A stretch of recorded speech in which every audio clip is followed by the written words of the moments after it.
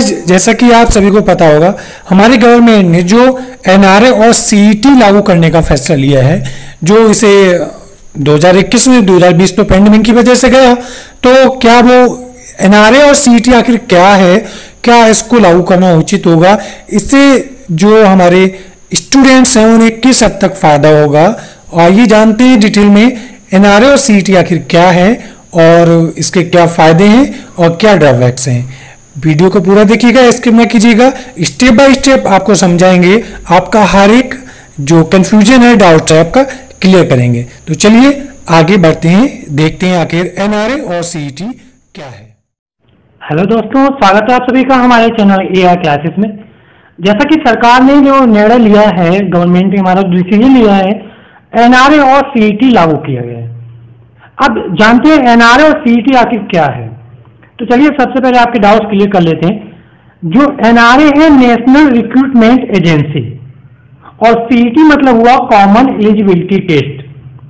अभी तक जो आप एसएससी के एग्जाम देने जाते थे, एसएससी एग्जाम अपना कंडक्ट कराती थी, रेलवे का एग्जाम हुआ आरआरबी कंडक्ट कराती थी, और जो बैंकिंग के जितने भी एग्जाम्स हुए वो आईबीपीएस कंडक्ट कराती थी।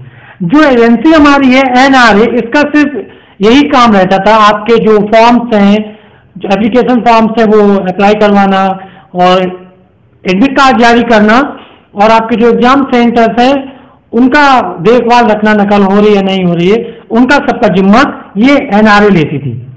अब क्या, अब इन तीनों का जिम्मा जो है, जिम्मेदारी है नेशनल रिक्रूटमेंट एजेंसी लेगी, ठीक है, एनआरए मतलब। और जो आप टेस्ट देने जाते थे, अब वो एक टेस्ट कर दिया गया है, कॉमन एलिजिबिलिटी टेस्ट, ठीक है। अब जैसे आप कहाँ जा रहे हैं, पहले कहते थे एग्जाम एसएससी का एग्जाम देने जा रहे हैं, रेलवे का एग्जाम देने जा रहे हैं, आईबीपीएस क्लर्क, पीओ, इन सब का एग्जाम देने जा रहे हैं, लेकिन अब आपको एक ही एग्जाम देना है। उस एग्जाम का नाम है सीईटी, कॉमन एलिजिबिलिटी टेस्ट, ठीक है। और इन सब का जो कराने का जिम्मा लेगी वो होगी एनआरए। एनआरए इसकी जिम्मेदार होगी। अब चलिए देख लेते हैं इसके क्या क्या फायदे हैं, क्या क्या जो खामियां हैं, देखते हैं आगे। अब बात आती है कि लागू कब से होगा। देखिए 2020 तो इस पैंडेमिक कोरोना की महामारी से तो चली गया। अब बहुत लोग कहते नहीं है 2020 से लागू हो जाएगा। अब आप ही समझ सकते हैं 2020 में बचा ही क्या है। तो ये 2020 तो चला गया, मान लीजिए 2021 से ये लागू हो जाएगा।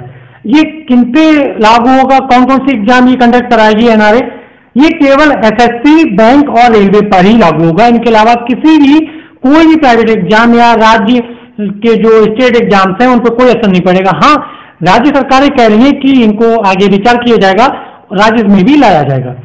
अब बात आती है कि परीक्षा जो है एग्जाम वर्ष में कितनी बार होगी। ये एक वर्ष में 2 बार कंडक्ट कराई जाएगी। अब देखिए सीईटी जो है वो सिर्फ एक प्री, आप समझ सकते हैं, प्री एग्जाम क्वालिफाई के लिए सीईटी रखी गई है।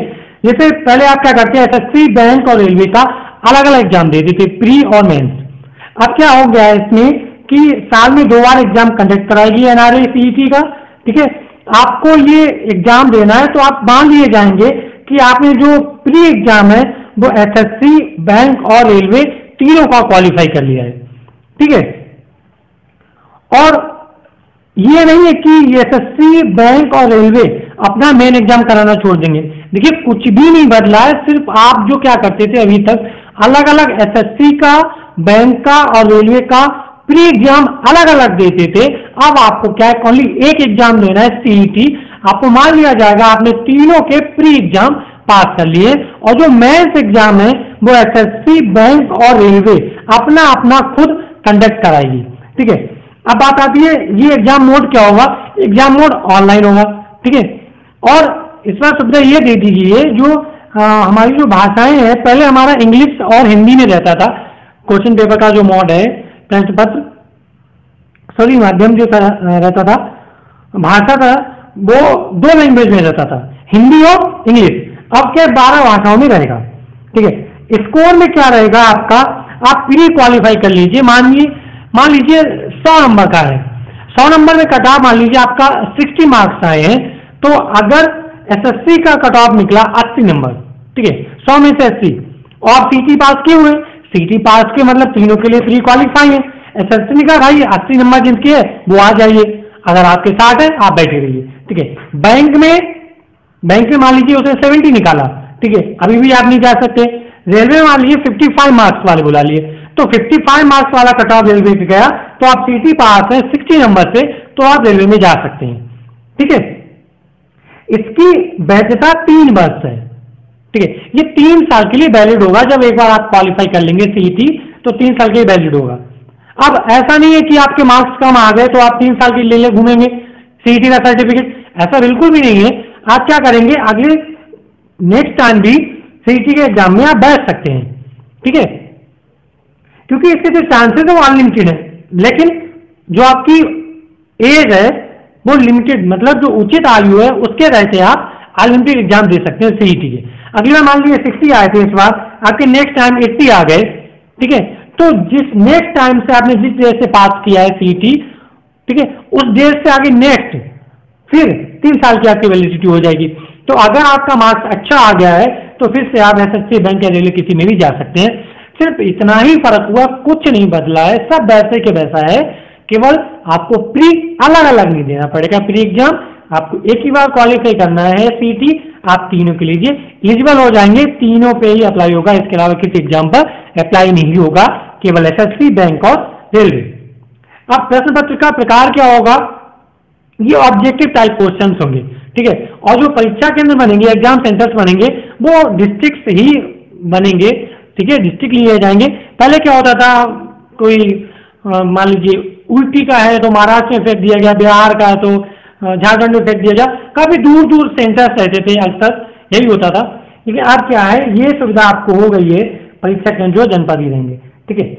अब एक बात ये और आती है कि मान लीजिए परीक्षा तो इन्होंने करा दी साल में 2 बार, ठीक है, अब अगर मान लीजिए इन्होंने मेन एग्जाम साल में 2 बार नहीं करा पाए, तब तो बहुत ज्यादा ही भीड़ लग जाएगी ना, तो इसका एक ड्रॉबैक भी है, ठीक है। चलिए आगे और जानते हैं इससे क्या पॉइंट्स हो सकते हैं। अब देखिए आगे समझिए सिलेबस इसका क्या होना है। देखिए सिलेबस अभी गवर्नमेंट की तरफ से कोई भी अनाउंस नहीं किया गया है, अभी तक अवेलेबल नहीं होगा, फिर भी आप सिलेबस को अंदाजा लगा सकते हैं। देखिए एसएससी में क्या रहता है, एसएससी अपनी मैथ अच्छी खासी देता है, इंग्लिश का थोड़ा कम वो रहता है, लेकिन जो बैंकिंग है आईपीएस, आईबीपीएस, इसमें इंग्लिश का ज्यादा दबदबा रहता है, और रेलवे में जीएस और साइंस का ज्यादा रहता है, ठीक है। तो फिर भी एक अनुमानित लगाया जाए, एक अनुमान लगाया जाए सिलेबस का, इसके एनआरए यानी सीईटी का, तो 50 मार्क्स का मान लीजिए मैथ दे दिया, 50 का इंग्लिश दे दिया, 50 का जीएस दे दिया और 50 की रीजनिंग दे दी, टोटल स्कोर आपका बन गया 200 मार्क्स का, ठीक है। अब मान लीजिए किसी के 200 मार्क्स में 160 का स्कोर बना, ठीक है, तो 160 का स्कोर बना। अब एसएससी ने मान लिया अपना कट ऑफ निकाला 180 का, कि हमारी 180 के मार्क्स वालों को स्टूडेंट को लेंगे, तो आप बैठे रहिए चुपचाप, आप इसमें नहीं जा सकते। रेलवे मान लीजिए 150 का निकाला कट ऑफ, तो आप इसमें जा सकते हैं। आईबीपीएस ने मान लीजिए 170 का निकाला, तो आप इसमें नहीं जा सकते, तो आप इसी के लिए होंगे। मतलब ये एक ऐसा है, आप एक प्री एग्जाम को सभी के लिए क्वालिफाई कर रहे हैं, जिसमें आपका कट ऑफ वैलिड होगा, आप उसी में जा सकते हैं, ठीक है।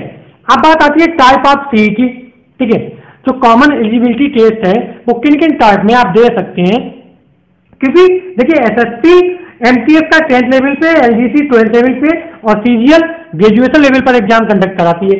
ऐसी रेलवे में भी कई होती है, 10th लेवल के एग्जाम होते हैं, जीडी का जैसे हुआ 12th लेवल पे होते हैं, ग्रेजुएशन लेवल पे होते हैं, टेक्निकल लेवल के भी इसमें एग्जाम होते हैं। ऐसी आईबीपीएस में देखिए बैंकिंग में 12th लेवल का रहता है, पीओ का रहता है, ग्रेजुएशन का रहता है, ठीक है।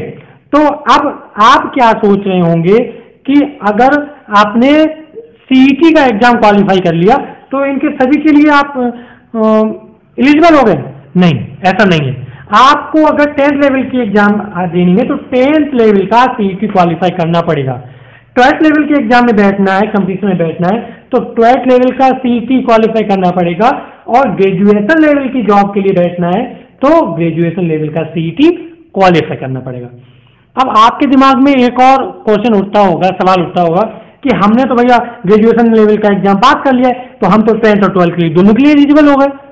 नहीं, देखिए ऐसा नहीं है, क्योंकि 10th level, 12th level, graduation level और टेक्निकल लेवल जो भी हैं, ये एसएससी, रेलवे और आईबीपीएस, ये अपने अपने लेवल के हिसाब से एग्जाम कंडक्ट कराती हैं। अगर आपको तीनों में बैठना है, 10th लेवल में, 12th लेवल की जॉब के लिए, ग्रेजुएशन लेवल की जॉब के लिए, तो आपके पास तीनों लेवल के सीईटी सर्टिफिकेट क्वालिफाइड होने चाहिए, तभी आप तीनों में बैठ सकते हैं, अदरवाइज तो वैसे भी लग जाएगी, ठीक है।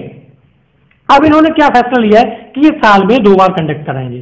ठीक, अब ये तो बात सही है, साल में 2 बार कंडक्ट करा लिए, हमारा वैकेंसी निकाल लिया 4 साल बाद, तो 8 बार आपने सीईटी करा लिया। अब जब मान लीजिए 4 साल वैकेंसी निकाले, 8 बार सीईटी करा लिया, तो कितनों की भीड़ हो जाएगी, हजारों की संख्या में भीड़ हो जाएगी। तब आप क्या करेंगे एक साथ? हाँ, जो अभी क्या था, इन तीनों में जो अलग अलग भीड़ होती थी प्री की, वो कम करके, ये बस एक ही फायदा हुआ है, वो कम करके आपने एक ही बार कर दिया गया। ठीक है, एक ही बार आप सीईटी दे लीजिए बस। लेकिन मेंस नहीं बदला है, मेंस का अपना अपना सिलेबस ये वही रखने वाले हैं, मेंस इनका वही अपना अपना होगा। ठीक, मेंस में कोई चेंज नहीं हुआ है, बस एक ही फायदा हुआ, प्री आपको एक ही बार देना है। लेकिन आपको जो स्टूडेंट का फायदा तब होगा जब ये जिस तरह से सीईटी साल में 2 बार कराएंगे, उसी तरह से मेंस के ये तीनों एसएससी, रेलवे, आईबीपीएस मेंस के साल में 2 बार ये वैकेंसीज निकालते रहे, तभी स्टूडेंट का फायदा है। अदरवाइज तो क्या, जैसा चल रहा था वैसे सब है, भीड़ तो वैसे भी लगनी है। आई होप आपको ये समझ आ गया होगा। एनआरए सीईटी फिर से कोई रिलेटेड क्वेश्चन है, आपकी समस्या है, कोई भी आपका कंफ्यूजन है, तो आप हमें डिस्कस कर सकते हैं, कमेंट सेक्शन में हमें लिख के जरूर बताइएगा। वीडियो देखने के लिए आप सभी का